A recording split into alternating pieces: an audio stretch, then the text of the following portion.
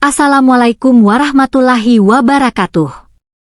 Selamat datang di Memang Mudah Channel. Setiap orang punya cerita, tapi tidak semua orang menyadari bahwa di balik setiap kesulitan, selalu ada benih keberhasilan yang sedang tumbuh. Kebaikan yang tulus tidak pernah menuntut balasan, namun ia memiliki daya magnet yang luar biasa untuk menarik keberkahan. Jangan pernah meremehkan seseorang berdasarkan penampilannya, karena seringkali penyelamat kita justru datang dalam rupa yang paling sederhana, yang semoga bisa menjadi pengingat bagi kita semua bahwa harapan itu selalu ada. Jakarta sore itu tidak ramah. Langit yang semula hanya mendung tipis, tiba-tiba berubah menjadi kelabu pekat, seolah-olah semen raksasa baru saja ditumpahkan ke atas cakrawala. Tak butuh waktu lama bagi rintik gerimis untuk berubah menjadi hujan badai yang menderu, menghantam kaca-kaca kristal gedung pencakar langit PT Zahra Global. Di balik kemegahan lobi utama, Agustina Zahra berdiri mematung. Sebagai CEO muda yang baru saja dinobatkan oleh majalah bisnis terkemuka sebagai tokoh paling berpengaruh tahun ini, Agustina biasanya bergerak dalam ritme yang sangat cepat. Langkah kakinya biasanya diiringi oleh derap sepatu hak tinggi yang tegas, diikuti oleh dua asisten yang sibuk mencatat setiap instruksinya. Namun sore itu, ia meminta asistennya pulang lebih awal. Ia ingin merasakan kesendirian yang langka. Ia melangkah ke teras luar, tepat di bawah atap beton yang menjorok lebar. Hawa dingin segera menyergap kulitnya yang putih bersih. Agustina menatap ke jalanan yang mulai macet total, lampu-lampu mobil yang merah menyala tampak seperti aliran lava yang tersendat. Di tangannya, ia memegang ponsel yang terus bergetar menunjukkan pesan dari sopir pribadinya yang terjebak banjir beberapa blok dari kantor. Hujan ini seperti tidak ingin berhenti, gumamnya pada diri sendiri. Suara deru air yang menghantam lantai marmer teras menciptakan simfoni yang memekakkan telinga. Namun, di tengah kebisingan itu, telinganya menangkap suara langkah kaki yang terburu-buru. Dari kegelapan tirai hujan, sesosok bayangan berlari kencang menuju teras kantornya. Pria itu datang seperti dikejar badai. Ia mengenakan kemeja berbahan katun murah yang kini sudah menempel erat di kulitnya karena basah kuyup. Rambutnya lepek menutupi dahi, dan sepatu ketsnya yang sudah jebol di bagian samping mengeluarkan suara berdecit yang menyedihkan saat beradu dengan lantai marmer yang licin. Pria itu berhenti beberapa meter dari Agustina. Ia terengah-engah, bahunya naik turun dengan cepat, berusaha meraup oksigen yang dingin. Wajahnya pucat pasi, bibirnya sedikit membiru karena kedinginan. Saat ia menyadari ada seorang wanita elegan berdiri di sana, ia tampak ragu dan sedikit minder. "Maaf, Mbak." Suaranya hampir tenggelam oleh suara petir yang menggelegar di kejauhan. Boleh saya numpang berteduh di sini sebentar? Di luar benar-benar gelap dan saya tidak bisa melihat jalan." Agustina mengamati pria itu dari ujung rambut hingga ujung kaki. Secara naluriah, sebagai seorang pemimpin perusahaan besar, ia telah dilatih untuk waspada terhadap orang asing. Namun, ada sesuatu di mata pria itu, sebuah sorot mata yang jujur namun syarat akan beban hidup yang berat. Tidak ada kilat jahat di sana, hanya ada kelelahan yang luar biasa. "Silakan," jawab Agustina singkat namun lembut. Ia menggeser posisinya, memberi ruang di bagian teras yang lebih terlindung dari cipratan air. "Jangan berdiri terlalu di pinggir, anginnya kencang. Anda bisa masuk ke area lobi jika terlalu dingin." Pria itu, yang nantinya ia kenal sebagai Dedi, menggeleng pelan sambil mencoba memeras ujung kemejanya yang berat oleh air. "Di sini saja cukup, Mbak. Saya terlalu basah untuk masuk ke gedung semewah ini. Saya tidak ingin mengotori lantainya." Agustina tertegun. Di dunia tempat ia tinggal, semua orang berlomba-lomba untuk merasa memiliki dan menguasai tempat mewah. Namun pria ini, dalam kondisi paling menyedihkan sekalipun, masih memiliki rasa tahu diri yang tinggi. Ia hanya berdiri di sudut teras, memeluk tubuhnya sendiri yang gemetar, menatap hujan dengan pandangan kosong yang seolah-olah bertanya kepada Tuhan, kapan semua ini akan berakhir? Di teras yang dingin itu, dua dunia yang bertolak belakang baru saja bersentuhan. Seorang wanita yang memiliki segalanya, dan seorang pria yang tampak kehilangan segalanya. Hujan belum menunjukkan tanda-tanda akan mereda. Suara guntur yang menggelegar di kejauhan seolah menjadi musik latar bagi keheningan canggung di antara mereka. Agustina, yang biasanya sangat menghargai privasi dan jarak sosial, merasa ada dorongan aneh untuk memecah kebisuan. Ia melihat Dedi menggigil hebat, air hujan menetes dari ujung hidungnya yang memerah. "Anda terlihat sangat kedinginan," ujar Agustina, suaranya sedikit lebih keras agar terdengar di balik deru angin. "Berapa lama Anda sudah berjalan di bawah hujan seperti ini?" Dedi menoleh pelan, mencoba menyeka wajahnya dengan lengan baju yang juga basah. "Sejak siang, Mbak. Saya berjalan dari area industri di ujung kota. Mencari kerja, tapi sepertinya nasib belum berpihak." Ia tertawa getir, sebuah tawa yang lebih terdengar seperti sesak napas. "Mencari kerja di cuaca seperti ini?" tanya Agustina, alisnya bertaut. Dedi menghela napas panjang, tatapannya beralih kembali ke aspal jalanan yang tergenang. "Saya tidak punya pilihan. Perusahaan tempat saya bekerja memangkas karyawan besar-besaran pagi tadi. Saya salah satunya. Dan karena saya menunggak sewa selama 3 bulan, pemilik kontrakan langsung mengeluarkan barang-barang saya sore ini juga. Semuanya ada di tas ransel ini." Ia menunjuk tas kain yang tersampir di bahunya, kini sudah berubah menjadi gumpalan kain basah yang berat. Agustina terdiam. Di dunianya, masalah berarti penurunan saham atau kegagalan negosiasi kontrak. Di dunia pria di depannya, masalah berarti tidak memiliki atap di atas kepala saat badai menerjang. Hatinya yang biasanya terbungkus oleh profesionalisme yang kaku, mulai retak. "Jadi, Anda benar-benar tidak punya tempat untuk pergi malam ini?" tanya Agustina memastikan. "Entahlah. Mungkin stasiun, atau empran toko yang punya kanopi lebih lebar," jawab Dedi dengan nada pasrah yang menyayat hati. "Jakarta terlalu luas untuk orang yang tidak punya apa-apa, Mbak." Logika Agustina berbisik untuk memberinya sedikit uang dan memanggilkan taksi. Itu adalah solusi paling aman dan praktis bagi seorang CEO. Namun, nuraninya memberontak. Ia teringat pada mendiang ayahnya, pendiri perusahaan ini, yang selalu berkata, "Zahra, gedung ini bukan dibangun dari semen dan baja saja, tapi dari kesempatan yang diberikan kepada mereka yang hampir menyerah." "Tunggu di sini," kata Agustina tegas. Ia berbalik, masuk ke dalam lobi sebentar untuk berbicara dengan kepala keamanan melalui interkom, lalu kembali dengan sebuah kunci kuno di tangannya. "Dedi," panggilnya. Pria itu menoleh bingung. Di bagian belakang kompleks kantor ini, melewati area parkir staf, ada sebuah bangunan kecil. Itu gudang lama yang dulu digunakan untuk menyimpan arsip fisik sebelum semuanya didigitalisasi.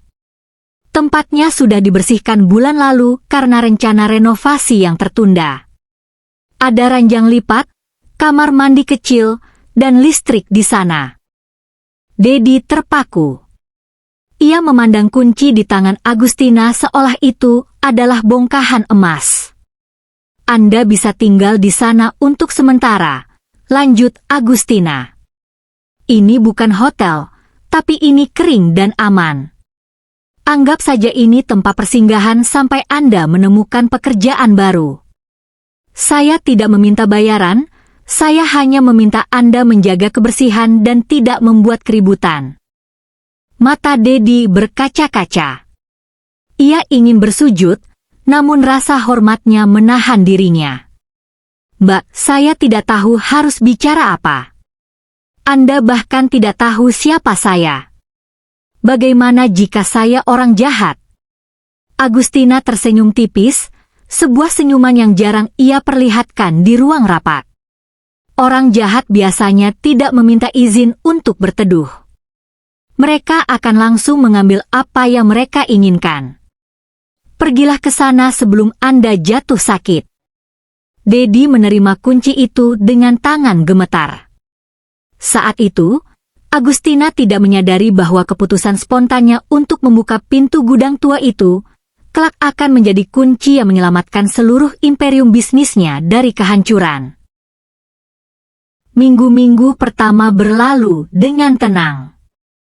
Gudang tua di sudut belakang area kantor PT Zahra Global, yang biasanya hanya menjadi tempat bernaung debu dan tumpukan kardus kosong, kini tampak memiliki nyawa baru. Agustina, dari jendela ruang kerjanya yang berdinding kaca besar di lantai 10, sering mendapati dirinya tanpa sadar mengamati area belakang tersebut sebelum memulai rapat pagi. Dedi terbukti bukan sekadar menumpang. Ia adalah tamu yang tahu diri, bahkan cenderung terlalu rajin. Setiap pukul 5:30 pagi, saat petugas kebersihan kantor baru saja tiba, Dedi sudah terlihat sibuk. Ia menyapu dedaunan kering yang berguguran di area parkir, mencabut rumput liar yang menyembul di sela-sela paving block, hingga membersihkan kaca-kaca jendela lantai dasar yang terjangkau oleh tangannya. "Siapa pria itu, Bu?" tanya Sekar, asisten pribadi Agustina, suatu pagi sambil meletakkan secangkir kopi hitam di meja kerja sang CEO. Agustina menyesap kopinya, matanya masih terpaku pada sosok Dedi di bawah sana yang sedang membantu petugas keamanan mengatur posisi parkir mobil direksi. Itu Dedi. Dia sedang kesulitan, jadi aku izinkan tinggal di gudang belakang sementara waktu. Dia rajin sekali, komentar Sekar kagum. Kemarin saya lihat dia memperbaiki engsel gerbang belakang yang sudah berkarat bertahun-tahun. Dia melakukannya sendiri, tanpa diminta. Dan anehnya, Bu, cara dia bicara dengan satpam atau kurir, sangat sopan tapi punya wibawa yang tidak biasa. Agustina tertegun sejenak. Apa yang dikatakan Sekar memang benar. Ada sesuatu yang ganjil namun mengagumkan dari Dedi. Suatu sore, saat Agustina pulang terlambat dan berjalan menuju mobilnya, ia berpapasan dengan Dedi. Pria itu sedang duduk di kursi kayu kecil di depan gudang, membaca sebuah koran bisnis bekas yang ditinggalkan di lobi. "Belum tidur, Dedi?" sapa Agustina. Dedi langsung berdiri, melipat korannya dengan rapi. "Belum, Mbak Zahra. Saya baru saja selesai membersihkan saluran air di belakang agar tidak mampet kalau hujan lagi nanti malam." Agustina melirik koran di tangan Dedi. "Kamu suka berita bisnis?" Dedi tersenyum tipis, sebuah senyum yang tampak sangat dewasa dan tenang. "Hanya ingin tahu bagaimana dunia bergerak, Mbak. Terkadang, kita bisa belajar banyak tentang masa depan hanya dengan melihat bagaimana perusahaan-perusahaan besar saling bersaing." Kalimat itu bukan kalimat yang biasa diucapkan oleh seorang buruh kasar yang baru saja dipecat. Bahasanya tertata, diksinya tepat. Agustina merasakan sebuah teka-teki besar menyelimuti pria ini. Mengapa seseorang yang tampak begitu cerdas dan disiplin bisa berakhir diusir dari kontrakan?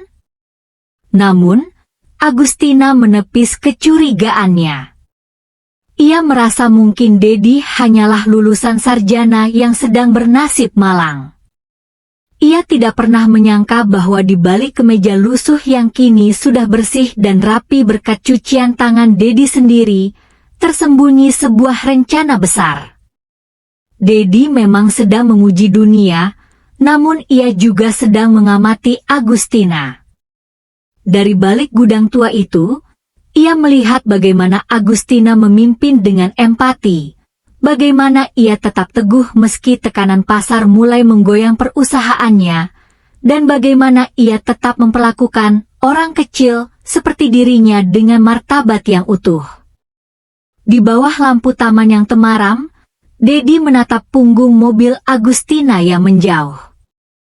Ia berbisik pelan pada dirinya sendiri, dunia butuh lebih banyak orang seperti Anda, Agustina. Dan saya pastikan, kebaikan Anda tidak akan sia-sia.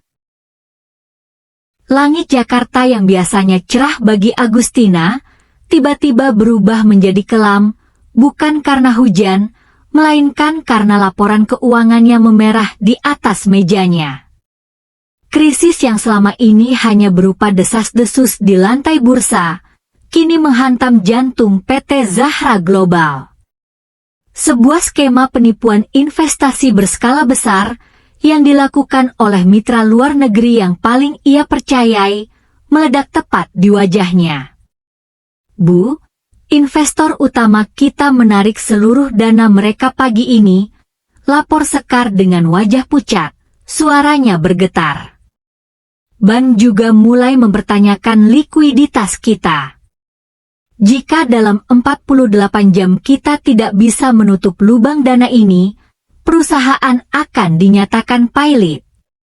Agustina merasa seluruh oksigen di ruangannya tersedot habis. Ia bersandar di kursi kebesarannya, menatap ke arah luar jendela. Pemandangan kota yang dulu tampak seperti taman bermainnya, kini terasa seperti medan perang yang baru saja mengalahkannya. Ia telah mencurahkan darah, keringat, dan air matanya untuk perusahaan ini, namun dalam sekejap, semua itu terancam menjadi abu. Berita kejatuhan PT Zahra Global menyebar seperti api di hutan kering. Para wartawan mulai mengepung gerbang depan, menuntut pernyataan. Di tengah kekacauan itu, Agustina merasa tercekik. Ia butuh udara segar. Sore itu, dengan langkah gontai dan mata yang sembab karena tangis yang ditahan, ia berjalan menuju teras belakang, tempat yang lebih sepi dari hiruk-pikuk lobi depan. Di sana, ia menemukan Dedi sedang membersihkan sisa-sisa air hujan di selasar. Pria itu berhenti bekerja saat melihat Agustina. Ia tidak menyapa seperti biasanya. Ia hanya menatap Agustina dengan pandangan yang dalam, seolah ia bisa membaca setiap beban yang menghimpit bahu wanita itu. Mbak Zahra baik-baik saja, tanya Dedi lirih. Agustina mencoba tersenyum, namun yang keluar hanyalah tarikan napas yang berat. Dedi, sepertinya kamu harus segera mencari tempat tinggal baru. Perusahaan ini mungkin tidak akan ada lagi minggu depan. Dedi tidak tampak terkejut. Ia meletakkan sapunya dan berjalan mendekat, tetap menjaga jarak yang sopan. Badai selalu terlihat seperti akhir dari segalanya saat kita berada tepat di tengahnya, Mbak. Tapi terkadang, badai datang hanya untuk membersihkan jalan yang sudah buntu. Ini bukan sekadar badai, Dedi. Ini kehancuran, sahut Agustina pahit. Saya telah kehilangan segalanya. Kepercayaan orang, dana perusahaan, bahkan harga diri saya sebagai pemimpin. Agustina terduduk di kursi semen di pinggir taman, menutup wajahnya dengan kedua tangan. Di saat itulah, ia merasakan sebuah kehadiran yang tenang di dekatnya. Dedi tidak pergi. Ia berdiri di sana, menjadi saksi rapuhnya sang CEO yang selama ini tampak tak tergoyahkan. "Tunggu sebentar lagi, Mbak," ucap Dedi dengan nada suara yang aneh, sangat tenang, sangat percaya diri, dan jauh dari kesan seorang pengangguran yang tak punya apa-apa. Dunia punya cara unik untuk membalas kebaikan. Anda pernah membuka pintu untuk orang asing di tengah badai. Sekarang, izinkan badai itu menunjukkan siapa yang sebenarnya layak berada di sisi Anda. Agustina mendongak, bingung dengan perkataan Dedi. Namun sebelum ia sempat bertanya, ponselnya berdering kencang. Panggilan dari pengacara perusahaan. Saat ia sibuk menjawab telepon, Dedi perlahan mundur dan berjalan menuju gudang tua itu. Di dalam gudang yang remang-remang, Dedi merogoh tas ransel lusuhnya. Ia tidak mengeluarkan baju tambahan atau sisa makanan. Ia mengeluarkan sebuah ponsel satelit canggih yang tersembunyi di balik lapisan kain. Ia menekan sebuah nomor internasional. "Ini saya," ucap Dedi dalam bahasa Inggris yang sangat fasih dan dingin. "Aktifkan protokol penyelamatan untuk PT Zahra Global. Masuk melalui konsorsium utama. Saya sudah selesai menguji tempat ini. Saatnya saya mengakhiri penyamaran ini." Pagi itu, suasana di kantor pusat PT Zahra Global terasa seperti pemakaman. Para karyawan berbisik di lorong-lorong, beberapa mulai mengemas barang-barang pribadi mereka ke dalam kardus. Di lantai paling atas, ruang rapat utama telah dipenuhi oleh para kreditur dan pemegang saham yang marah. Mereka berteriak, menuntut kejelasan atas dana mereka yang hilang akibat penipuan investasi tersebut. Agustina Zahra duduk di kursi pimpinan, wajahnya pucat pasi namun tetap berusaha tegar. "Saya mohon beri kami waktu 24 jam lagi," ucapnya dengan suara yang hampir habis. "Waktu tidak akan menghasilkan uang, Zahra. Perusahaanmu sudah mati," teriak salah satu investor sambil menggebrak meja. Tepat saat suasana mencapai titik didih, pintu ruang rapat terbuka lebar. Dua pria bertubuh tegap dengan setelan jas hitam legam masuk terlebih dahulu, berdiri di sisi pintu dengan sikap sempurna. Keheningan tiba-tiba menyergap ruangan. Tak lama kemudian, langkah kaki yang mantap terdengar beradu dengan lantai granit. Seorang pria melangkah masuk. Ia mengenakan setelan jas navy yang sangat mahal, jam tangan kronograf yang berkilau di pergelangan tangannya, dan rambut yang tertata sangat rapi. Aura yang dipancarkannya begitu kuat hingga orang-orang di ruangan itu secara naluriah memberikan jalan. Agustina terbelalak. Ia harus memegang pinggiran meja agar tidak terjatuh. Pria itu adalah Dedi. Namun, tidak ada lagi jejak pemuda lusuh yang kehujanan atau pria rajin yang menyapu halaman.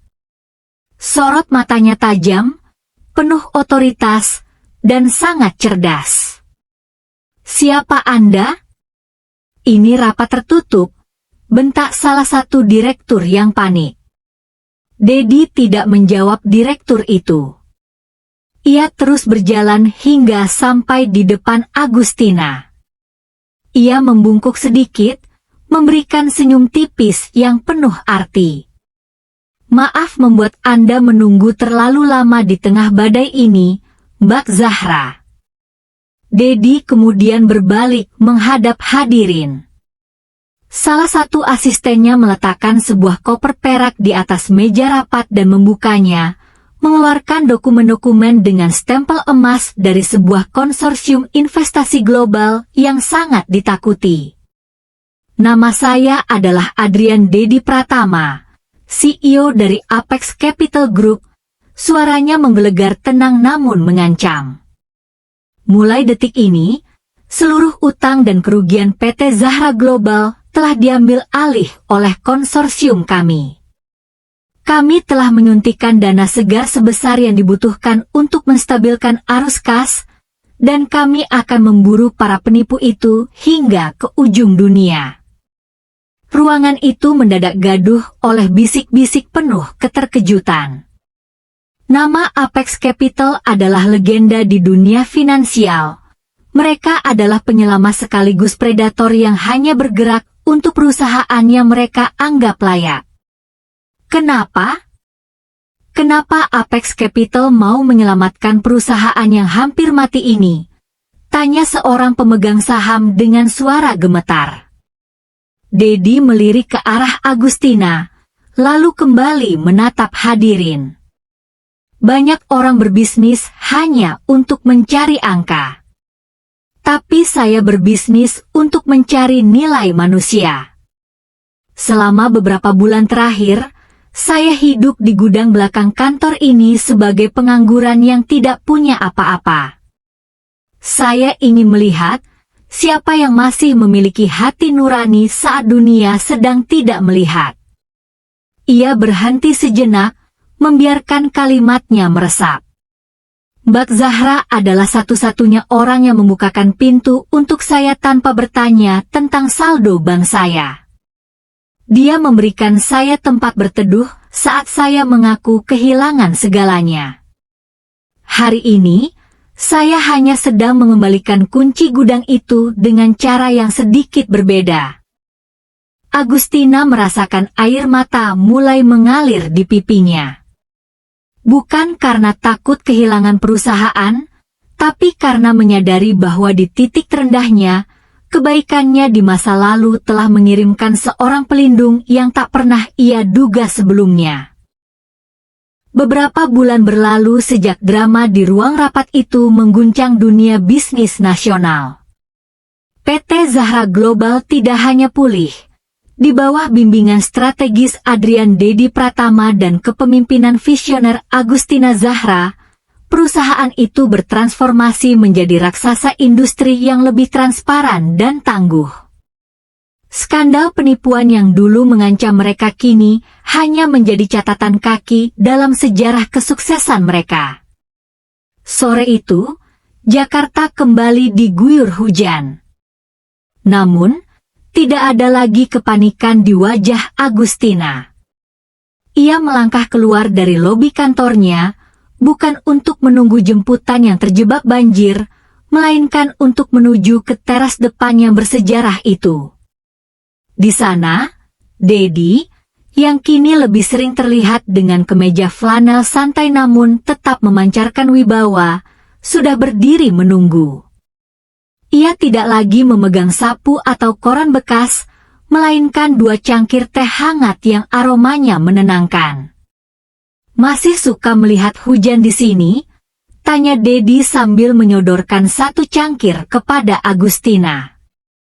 Agustina menerimanya dengan senyum tulus. Teras ini mengingatkan saya pada banyak hal, Dedi. Tentang betapa tipisnya batas antara kesuksesan dan kehancuran, dan tentang bagaimana sebuah keputusan kecil bisa mengubah seluruh jalan hidup seseorang. Mereka berdua berdiri bersisian, menatap butiran air yang menghantam lantai marmer, lantai yang dulu pernah menjadi tempat Dedi menggigil kedinginan. Gudang itu sudah saya renovasi, ujar Agustina pelan. Sekarang menjadi perpustakaan kecil dan ruang kreatif untuk karyawan. Saya tidak ingin menghilangkannya. Saya ingin tempat itu tetap ada untuk mengingatkan siapapun di perusahaan ini bahwa setiap orang besar pernah merasa kecil, dan setiap orang kecil berhak mendapatkan kesempatan besar. Dedi mengangguk setuju. Kebaikan yang kamu berikan waktu itu, Agustina, itu bukan sekadar tempat berteduh. Kamu memberikan saya harapan bahwa dunia ini tidak sepenuhnya dingin. Penyamaran saya bertujuan untuk menguji orang lain, tapi kamulah yang akhirnya menguji prinsip saya sendiri tentang kepercayaan. Agustina menoleh ke arah pria yang kini menjadi mitra bisnis sekaligus sahabat terdekatnya itu. Jadi, apakah ujian penyamaranmu sudah selesai? Dedi tertawa kecil, suara tawanya menyatu dengan harmoni rintik hujan. Sudah selesai. Dan hasilnya melampaui ekspektasi saya. Ternyata, aset paling berharga di dunia ini bukanlah saham atau emas, melainkan ketulusan yang tidak bisa dibeli dengan apapun. Mereka berdua terdiam, menikmati kehangatan teh di tangan dan kedamaian di hati. Hujan sore itu tidak lagi terasa mengancam. Bagai sebuah simfoni penutup, air yang jatuh dari langit seolah sedang membasuh semua luka masa lalu, menyisakan harapan baru yang tumbuh subur di atas fondasi kebaikan yang tulus. Di teras sederhana itu, mereka menyadari bahwa lingkaran kebaikan telah genap. Apa yang pernah ditabur dengan kasih, telah dituai dengan kemuliaan. Jangan pernah memandang rendah siapapun berdasarkan pakaian yang mereka kenakan atau keadaan mereka saat ini, karena nasib manusia berputar seperti roda. Kebaikan yang kamu lakukan dengan tulus, sekecil apapun itu, adalah investasi terbaik yang tidak akan pernah mengalami inflasi. Pada saat yang tepat, kebaikan itu akan kembali kepadamu dalam rupa yang paling tidak terduga, membuktikan bahwa tangan yang terbuka untuk menolong tidak akan pernah pulang dengan hampa.